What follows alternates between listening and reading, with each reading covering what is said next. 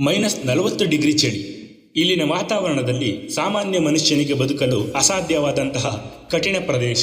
ಇಂತಹ ಹಿಮಪರ್ವತಗಳ ನಡುವೆ ಸಾವಿರಾರು ಕಿಲೋಮೀಟರ್ಗಳ ದೂರ ಸಾಗುತ್ತಾ ಬಹುತೇಕ ಒಂಟಿಯಾಗಿ ಜೀವನ ಸಾಗಿಸುತ್ತಿರುವ ಇದು ಕೇವಲ ಒಂದು ಪ್ರಾಣಿಯಲ್ಲ. ಇದು ಬದುಕಿನ ಅತಿ ಕಠಿಣ ಪರೀಕ್ಷೆಯಲ್ಲಿ ನಿಂತಿರುವ ಪ್ರಕೃತಿಯ ಒಂದು ಮಿರಾಕಲ್. ದಾರಿ ಇಲ್ಲ, ದಿಕ್ಸೂಚಿ ಇಲ್ಲ, ಆದರೂ ಇದರ ಹೆಜ್ಜೆಗಳು ಮಾತ್ರ ತಪ್ಪುವುದಿಲ್ಲ. ಅದಕ್ಕೆ ಕಾರಣ ಇವನ ತಲೆಯಲ್ಲಿ ಜನ್ಮಜಾತಕವಾಗಿ ರೂಪುಗೊಂಡಿರುವ ಅದ್ಭುತ ನ್ಯಾವಿಗೇಷನ್ ಸಿಸ್ಟಮ್ ಮತ್ತು ಭೂಮಿಯ ಕಾಂತೀಯ ಶಕ್ತಿಯನ್ನು ಗ್ರಹಿಸುವ ಸಾಮರ್ಥ್ಯ, ಅಂದರೆ ಮ್ಯಾಗ್ನೆಟಿಕ್ ಪವರ್ ಅಬ್ಸರ್ವೇಷನ್ ಸಿಸ್ಟಮ್. ಇನ್ನು ಹಿಮದ ಕೆಳಗೆ 3 ಅಡಿ ಆಳದಲ್ಲಿ ಅಡಗಿರುವ ಪ್ರಾಣಿಯ ಸಣ್ಣ ಉಸಿರಾಟದ ಶಬ್ದವನ್ನು ಮತ್ತು ವಾಸನೆಯನ್ನು ಮೈಲಿಗಳ ದೂರದಿಂದಲೇ ಗ್ರಹಿಸುವ ಇವನ ಆಲ್ಫ್ಯಾಕ್ಟರಿ ಸೆನ್ಸ್ ಇದೆಯಲ್ಲ, ಅದು ಈ ವಿಜ್ಞಾನ ಲೋಕಕ್ಕೂ ಇನ್ನೂ ಸಂಪೂರ್ಣವಾಗಿ ಅರ್ಥವಾಗಿಲ್ಲ.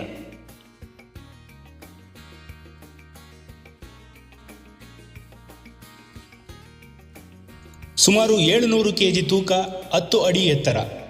ಮೊದಲ ನೋಟಕ್ಕೆ ಇದು ಕೇವಲ ದೈತ್ಯ ದೇಹಿ ಅನ್ನಿಸಬಹುದು.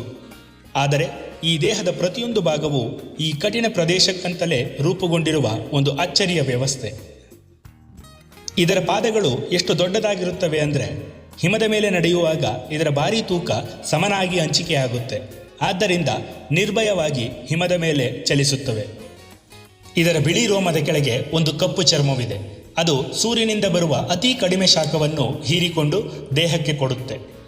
ಮತ್ತೆ ಇದರ ಚರ್ಮದ ಕೆಳಗೆ 4 ಇಂಚು ದಪ್ಪದ ಕೊಬ್ಬಿನ ಪದರ ಇದೆ, ಅಂದರೆ ಬ್ಲಬ್ಬರ್ಸ್. ಇದು ಚಳಿಯ ವಿರುದ್ಧ ಹೋರಾಡುವ ನಿಜವಾದ ಕವಚ.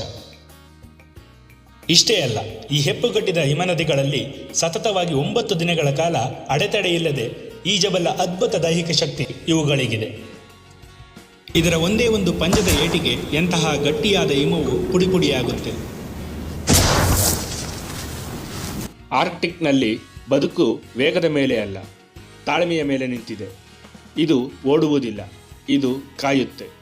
ಇದರ ಕಣ್ಣುಗಳಲ್ಲಿ ಕಾಣೋ ಆ ಶಾಂತಿ, ಅದು ಕೇವಲ ಶಾಂತಿಯಲ್ಲ, ಅದು ಕಾಯುವ ತಾಳ್ಮೆ.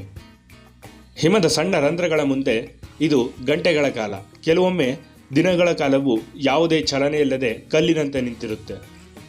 ಇವುಗಳ ಮುಖ್ಯ ಆಹಾರವೇ ಆರ್ಕ್ಟಿಕ್ನ ಕೊಬ್ಬಿನಿಂದ ತುಂಬಿರುವ ರಿಂಗ್ ಸೀಲ್ಸ್ ಪ್ರಾಣಿಗಳು.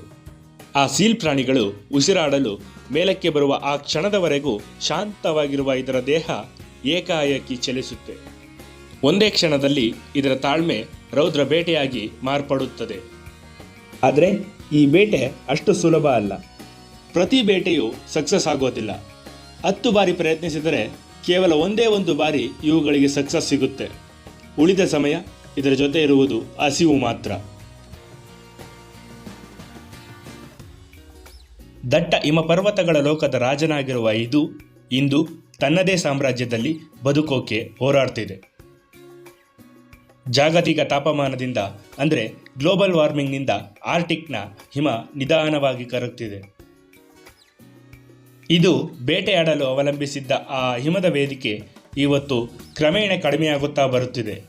ಒಮ್ಮೆ ಗದ್ದಿನಿಂದ ನಡೆದುಕೊಂಡು ಹೋಗುತ್ತಿದ್ದ ಆ ಜಾಗದಲ್ಲಿ ಇವತ್ತು ಇದು ಮೈಲಿಗಟ್ಟಲೆ ಈಜಬೇಕಾಗಿದೆ. ಆಹಾರ ಸಿಗದೆ ಹಸಿವಿನಿಂದ ಇದರ ದೇಹ ಕರಗ್ತಿದೆ. ಜಗತ್ತಿನ ಅತಿ ಕ್ರೂರ ಬೇಟೆಗಾರ ಅಂತ ಕರೆಯಲ್ಪಡುವ ಇದು ಇವತ್ತು ತನ್ನದೇ ಲೋಕದಲ್ಲಿ ಅಸಹಾಯಕನಾಗಿ ಬದುಕ್ತಿದೆ. ಇಂಥ ಅಪ್ರತಿಮ ವೀರನಿಗೆ ಯಾಕೆ ಈ ಪರಿಸ್ಥಿತಿ ಬಂತು?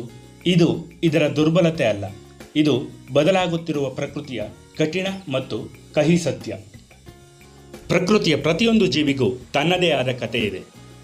ಆದರೆ ಕೆಲವು ಕತೆಗಳು ನಮ್ಮ ಕಣ್ಣಿಗೆ ಕಾಣದೆ ಕಣ್ಮರೆಯಾಗುತ್ತವೆ. ಈ ಹಿಮಪರ್ವತಗಳ ಸಾಮ್ರಾಜ್ಯದ ರಾಜನ ಕತೆ ಅಂತಹದ್ದೇ ಒಂದು ಕತೆ.